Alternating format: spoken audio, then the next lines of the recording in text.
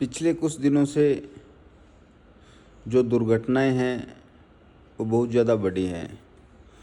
अगर ये 2-3 महीने देखा जाए पिछला, तो इन 2-3 महीनों में बहुत सारे ऐसी दुर्घटनाएं हुई हैं जिनमें परिवार के परिवार ख़त्म हो गए। कई जगह तो 2-3 पीढ़ियाँ एक साथ ख़त्म हो गई। क्या कारण है आखिर? कौन जिम्मेदार है इसका? बात ये नहीं कि कारण क्या है, और बात ये भी नहीं कि जिम्मेदार कौन है। उनमें से अभी एक घटना हुई है जिसमें 4 बेटे ख़त्म हुए। उस घर में 4 बेटों का बाप रह गया, उनकी बहुएं रह गई, उनके बच्चे रह गए। ये बहुत बड़ी घटना है, बहुत बड़ी। अगर किसी के घर से एक कोई जवान व्यक्ति चला जाता है तो उसका मातम बहुत बड़ा होता है, जिसकी कल्पना भी नहीं की जा सकती।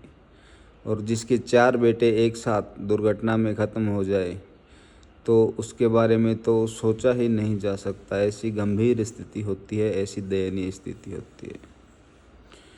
जब हम इस बात को इतने बड़े स्तर पर अनुभव कर रहे हैं तो उस बाप की क्या मनोदशा होगी, उनकी बहुओं की क्या मनोदशा होगी।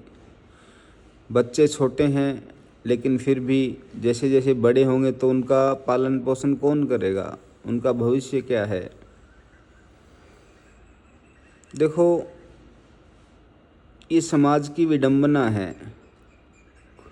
जो व्यक्ति ऊपर उठता है, जो व्यक्ति संपन्न होता है, उसके बहुत सारे दोस्त होते हैं, बहुत सारे मिलने वाले होते हैं, बहुत सारे हंसी मजाक करते हैं, खूब साथ रहते हैं, साथ देने का विश्वास जताते हैं कि हम साथ रहेंगे, और बहुत डिटेल में बातें होती है।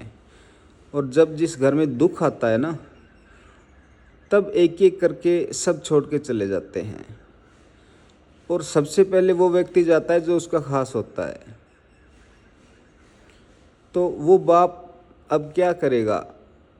वो तो टूटते भी टूटता जा रहा है। कौन से दुख को पहले झेले? बेटों के दुख को पहले झेले, या उस दुख को पहले झेले कि मेरा खास आदमी, खास जो दोस्त था, दिन रात मेरे साथ बैठता था, वही मेरे से दूर हो गया। या फिर वो ये सोचे कि अब इस घर का क्या होगा, इसका लालन पालन कैसे होगा, इन बच्चों की परवरिश क्या होगी, इनकी शादियां कैसे होगी, इन बहुओं का क्या होगा। किस स्तर का दुख है ये? बहुत बड़ा दुख है। लेकिन समाज की कितनी बड़ी विडंबना है कि दुख होते ही लोग साथ छोड़ जाते हैं। दुख होते ही लोग साथ छोड़ जाते हैं। इनमें किसी का नुकसान नहीं है। इनमें नुकसान है तो उनका खुद का, उनकी ओछी मानसिकता होती है। नैरो थिंकिंग, नैरो माइंडेड लोग होते हैं वो। और कहते हैं कर्मों की सज़ा सबको मिलती है, और ये उनका बहुत बड़ा कर्म है। वो कुछ दे नहीं सकते थे तो कम से कम पास बैठ के सांत्वना तो देते रहते लंबे समय तक। ये कह देते मैं तेरे साथ हूँ, लेकिन ऐसा नहीं होता है, ज़्यादातर नहीं होता है। बहुत कम केसों में ऐसा हो जाए तो बात अलग है, वो एक विडंबना मात्र होगी। तो समाज को ये समझना चाहिए, समाज को समझना चाहिए कि दुख में साथ दो किसी का, पैसे मत दो, क्या फ़र्क पड़ता है। समाज जो है वो पैसों को बड़ा मानता है। पैसे मत दो, आर्थिक सहायता मत दो, कोई बात नहीं, सांत्वना तो दे सकते हो, सही रास्ता बता सकते हो। वो तो बेचारा बहुत बुरी स्थिति में, उसको पता ही नहीं कि उसके साथ आगे होने वाला क्या है, वो क्या करेगा। 4 आदमी बैठ के उसको सही रास्ता बता दो कि ऐसे ऐसे किया जा सकता है। समाज में अगर एक व्यक्ति दूसरे व्यक्ति की मदद करेगा निस्वार्थ भाव से, तभी समाज ऊपर उठ सकता है, नहीं तो ये संभव नहीं है। मानते हैं कलयुग है, कलयुग से भी लड़ा जा सकता है भीतर की मानसिकता को चेंज करके। और कर्मों की सज़ा सबको मिलती है। जो छोड़ के गए उसको भी कर्मों की सज़ा मिलेगी, और जो वहाँ बैठा है उसको भी कर्मों का फल मिलेगा। ज़रूरी नहीं कि आप भगवान को याद करो, भगवान को मानो, आप पूजा पाठ करो, ये ज़रूरी नहीं। समाज में आप एक अच्छे व्यक्ति हो, दूसरों की मदद करते हो, तो भी आप एक अच्छे व्यक्ति हो, आप ईश्वर से कम नहीं हो और कर्मों का फल आपको निश्चित रूप से मिलेगा।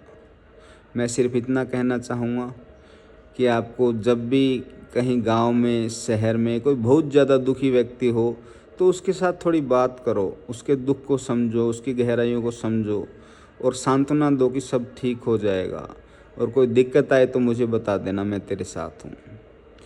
जब कोई दुख में होता है, कोई दूसरा आदमी ये बोल दे नहीं मैं तेरे साथ हूँ, ये बहुत बड़ी बात है, लेकिन ये आजकल बोलता नहीं है, सब स्वार्थी हो गए। उसको लगता है मैं तेरे साथ हूँ तो ये पैसे मांग लेगा और मुझे पैसे देने पड़ेंगे। ऐसा ही ज़रूरत नहीं है।